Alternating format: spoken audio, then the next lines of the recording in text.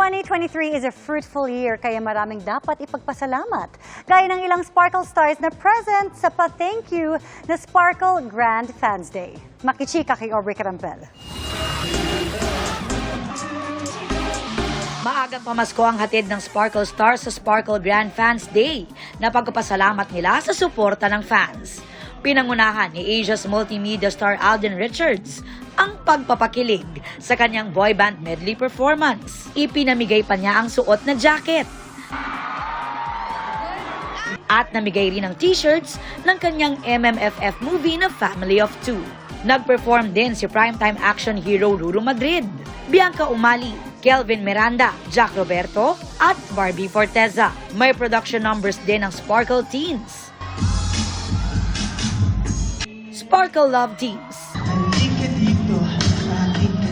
newest Sparkle Pop group na Cloud7, at iba pang Sparkle Stars.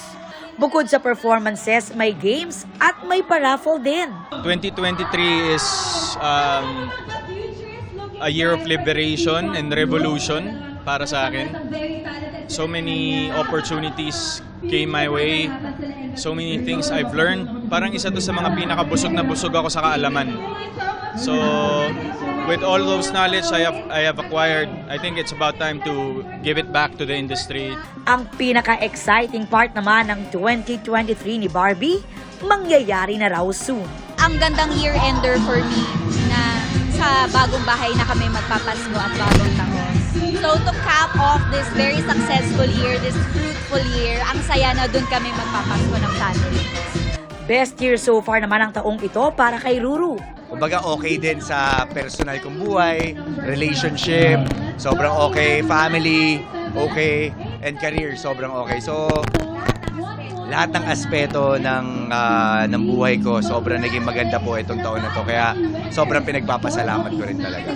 Thankful din daw for 2023 ang girlfriend ni Ruru na si Bianca. If 2023 is a year of growth, I can say that 2024 for me is a year of bravery, of facing everything, and I'm ready.